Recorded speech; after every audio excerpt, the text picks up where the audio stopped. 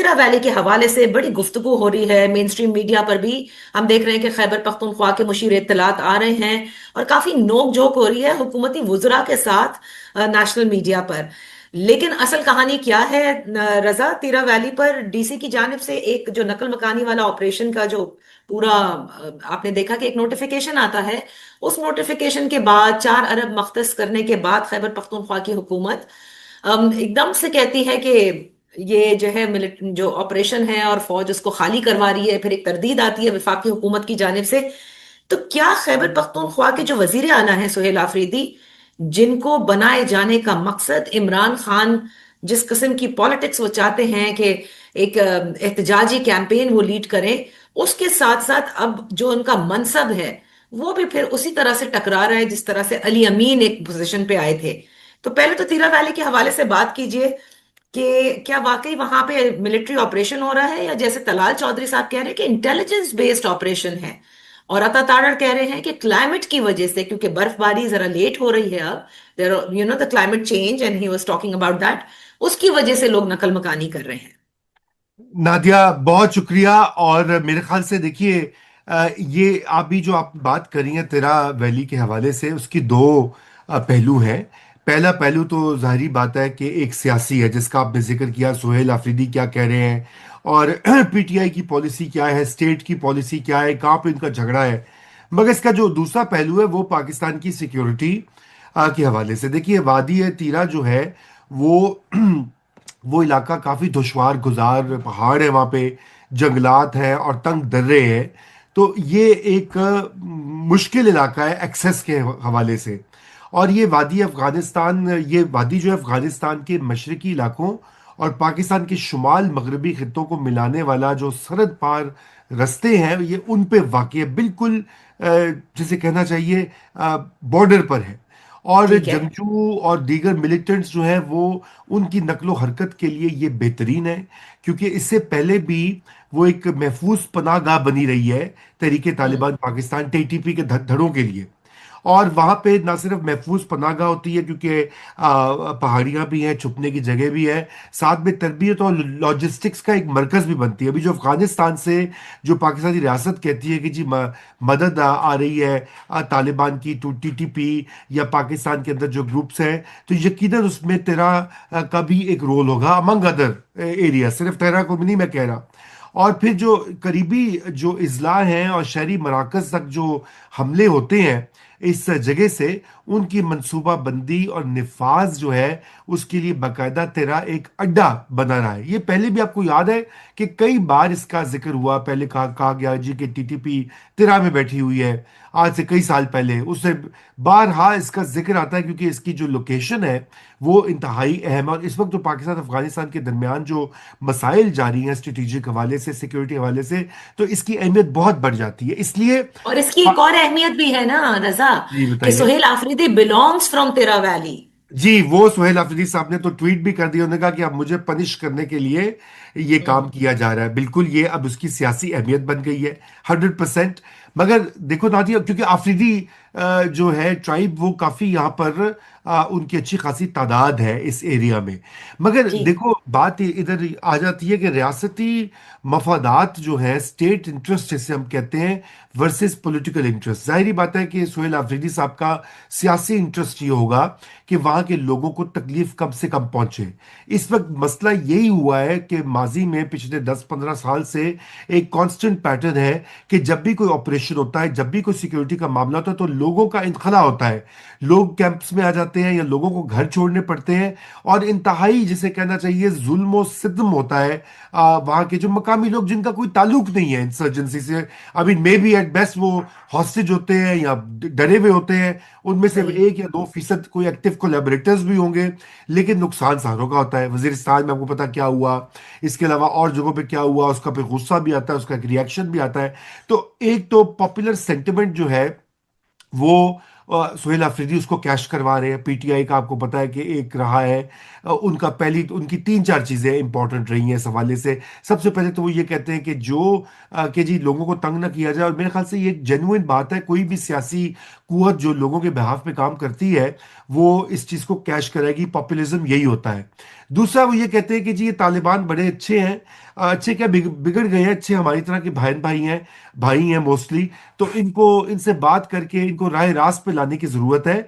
और एक soft approach है टुवर्ड्स तालिबान, इंक्लूडिंग टीटीपी, जो कि अपने टैक्टिक्स की वजह से इंतहाई जिसे कहना चाहिए जहरीला और मर्डरस एक्टिविटी दिखा चुकी है। तो उनकी बारहा उनकी हिमायत टॉप से आती है, इमरान खान से लेकर नीचे जो आम टीटीपी का ये टीटीपी सॉरी फ्रॉडियन स्लिप हो गया, पीटीआई का वर्कर है, वो भी आपने देखा होगा कि वो भी इस तरह की बातें करता है। तो क्यों अमेरिका, और अमेरिका की वजह से ऐसे हुआ, और अमेरिकी ड्रोन्स की वजह से ये लोग दहशतगर्द बने हैं, और दहशतगर्दी वजह नहीं हुई। वो भूल जाते हैं कि इसके पीछे एक पूरी बाकायदा आइडियोलॉजी मौजूद है। और वो आइडियोलॉजी जो है वो अभी तक उसकी जो आबियारी हो रही है, मसलन दारुल उलूम हकानिया जो है, जहां से तालिबान की सोच को परवान चढ़ाया जाता है, वो खैबर पख्तूनख्वा में मौजूद है। और केपी की गवर्नमेंट जो है उसको फंड्स जारी करती रही है माजिए करीब में, हर साल दो तीन सही। सौ मिलियन रुपए। यानी कि केपी के लोगों के और के जो टैक्स पेयर्स है, पाकिस्तानी टैक्स पेयर्स हैं,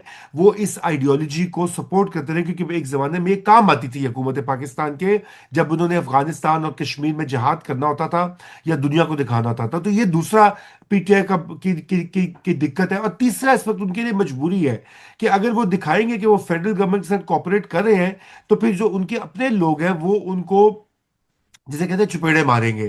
पंजाबी में हम कहते हैं चुपेड़े मारने से मतलब कि सोशल मीडिया ट्रोल शुरू हो जाएंगे कि जी सोहेल आफरीदी भी गंडापुर बन गया, ये भी गद्दार हो गया, ये भी बिक गया, ये भी टाउट निकला, हाँ। ये भी फजीत निकला।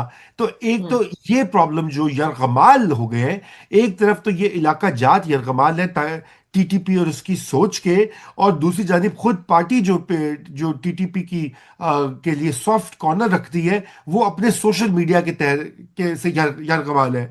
इस वक्त जितनी तरह के बारे में मिस इन्फॉर्मेशन और डिस इन्फॉर्मेशन फैल रही है थ्रू सोशल मीडिया, मसलन ये कि ये बिल्कुल दुरुस्त है, मैंने भी उसके इमेजेस देखे हैं। और वो इतनी बर्फबारी में और सर्दी में लोगों को निकालना, मतलब मुझे तो समझ नहीं आती कि किस तरह से ये प्लान भी किया जा रहा है मामला। मगर इशू ये हाँ। है कि इसके पीछे नादिया, नवंबर में केपी की काबीना की मीटिंग होती है, उसमें ये बिल्कुल। तय किया जाता है कि जी यहाँ से लोगों का इनखला होगा, उनकी कॉम्पनसेशन के लिए बंदोबस्त किया जाएगा, 4 अरब रुपए मुख्तस किए वापस जाते हैं। किए जाते हैं, ठीक है, बिल्कुल। किसने किया ये? क्या ये फेडरल गवर्नमेंट ने किया? क्या ये जनरल आसिम मुनीर ने किया? क्या ये फैसल नसीर, जिन्हें ये डर्टी हैरी कहते हैं, उन्होंने तय किया? या खुद केपी की गवर्नमेंट ने ये तय किया? देखिए ना, ये झूठ जो है वो ना फैलाएं। आप बिल्कुल मुखालिफ हों ऑपरेशन के, आप बिल्कुल कहें कि नहीं होना चाहिए, और इंसानी बुनियादों के ऊपर लोगों को सर्दी में घरों से निकालना भी जुल्म है, लेकिन आप सही। खुदारा झूठ बोलकर धूल मत डालें अवाम की और मुल्क की आंखों में। ठीक है, और मसला ये है कि अब एक क्लैश आ चुका है कि एक रियासती interest versus political interest in short. और वो क्लैश हम्म। जो है, मुझे नहीं लगता कि ये, अगर ये मामला अगर हल नहीं होगा जल्दी, तो फिर ये और खराब होगा। इसी वजह से सुहेल आफरीदी के ऊपर बहुत प्रेशर होगा, आई एम श्योर, कि एक तरफ उनको इमरान खान की ताकीद है कि आपने इस्टेब्लिशमेंट के साथ कोऑपरेट नहीं करना, और नहीं उनको करना टफ है। देना, और हर चीज को बार्गेन करना है फॉर पीटीआई's गोल, जिनमें सारे फायदे से इमरान की रिहाई है, कि ये ऑपरेशन हो या दीगर मामलात हो। और दूसरी तरफ वो ग्राउंड रियलिटी भी देख रहे हैं, और वो अपनी जो सर्वाइवल इन ऑफिस है, जो उनको पोस्ट मिली है, लोगों को उन्होंने काम करने हैं, पीटीआई के वोटर्स हैं। तो he is locked and stuck between these two, जिसे कहना चाहिए इम्पेरेटिव्स। और अच्छा, ये, तो जी, लेकिन लेकिन अगर वो लॉक हैं तो आपने देखा कि अब we are moving very close to 8 February, और वो 8 फरवरी की जो स्ट्रीट प्रोटेस्ट की कॉल है, कई बार वो कहते हैं हम इस्लामाबाद की तरफ अब जो है वो बड़ी तैयारी के साथ जाएंगे। तहरीक तहफ़्फ़ुज़ पाकिस्तान भी कहता है हम एहतजाज करेंगे। हुकूमत ये कहती है कि आपको अब हम दोबारा उस किस्म का एहतजाज और इंतशार नहीं फैलाने देंगे। तो देखिए, अगर 8 फरवरी को ये परफॉर्म नहीं करते सोहेल आफरीदी, तो फिर क्या होगा? क्या हम एक और वजीर आला की तब्दीली देखेंगे? देखो नादिया, ये आप बहुत ही जैसे कहते हैं पेचीदा किस्म के सिनेरियोज बुन रही हैं। देखिए, हम्म। पहली तो ये बात है कि उनकी अभी ये ख्वाहिश है कि भाई इमरान खान से मुलाकात नहीं हो पा रही अफरीदी साहब की। एम आई राइट? काफी कोशिशें बिल्कुल। की हैं, मेरे ख्याल से बिल्कुल। अभी फिर वो कोशिश करें कि जुमेरात कल कि उनकी मुलाकात हो जाए। तो इमरान हम्म। खान से मुलाकात का मतलब ये है कि वहां पे इमरान खान ने उनको ये कहना है कि निकल और सर पे कफन बांध के, जैसे कि सोहेल अफरीदी ने अपनी इनॉग्रेल तकरीर में कहा था कि इश्क इमरान में वो शहीद होने को तैयार है, इफ यू उफ। Recall. Yes right. Yes yes. हाँ, तो इसका ये मतलब है कि इमरान ने उनको कहना है कि सर पे कफन बांध कर निकलो और पहुंचो और चढ़ाई करो डी चौक पे।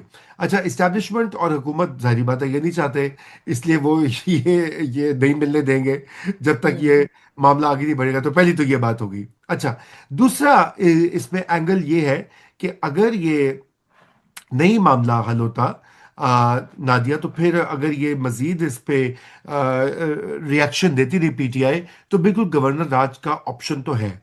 और गवर्नर राज का ऑप्शन अब इसलिए ज्यादा अहम और एक क्रेडिबल तो नहीं, गलत लफ्ज है, एक हकीकी ऑप्शन इसलिए बन गया कि अब अदलिया जो है उसको मैनेज कर लिया हुआ हाइब्रिड निजाम ने।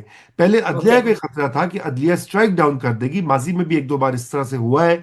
बलूचिस्तान में हम्म। बेनजीर भुट्टो के जमाने में बलूचिस्तान में गवर्नर रूल लगाने की कोशिश की थी, अदलिया ने उसको स्ट्राइक डाउन कर दिया, उसके बाद भी एक दो बार हुआ। तो अभी तो अदलिया बिल्कुल मैनेज्ड है, वो कम से कम 6-8 महीने तो चलाएगी केस को जितनी देर चाहेगी इस्टेब्लिशमेंट। अब खुद इस्टेब्लिशमेंट गालिबन नहीं चाहेगी कि पीटीआई को डिसलॉन्च कर दिया जाए, उससे फिर मजीद जो है एक एंटी इस्टेब्लिशमेंट फीलिंग जो है वो उसमें इजाफा होगा। लेकिन ओके। अगर ये मामला यूं ही चलेगा नादिया, तो फिर ये स्टेज भी आ जाएगी गवर्नर राज की। ये आप बिल्कुल इसको मत भूलें कि इस वक्त ये जो है वो कोई बहुत ज्यादा इसके ऊपर तदब्बुर या सियासी दानिशमंदी से काम लिया जाएगा। बिल्कुल जो कि हम देख रहे हैं कि एक पॉलिसी हाइब्रिड निज़ाम की बड़ी ब्रूटल किस्म की पॉलिसी है। अभी मैं हम्म। ईमान मजारी की उसके ऊपर भी बात करते हैं, जिस तरह ट्वीट्स के ऊपर उनको पकड़ के 17 साल दोनों मियाँ बीवी को, यंग लॉयर्स को सजा दे दी गई है। व्हाट डज इट जी। शो? इट शोज कि बड़ा अनस्पेयरिंग मूड है हम्म।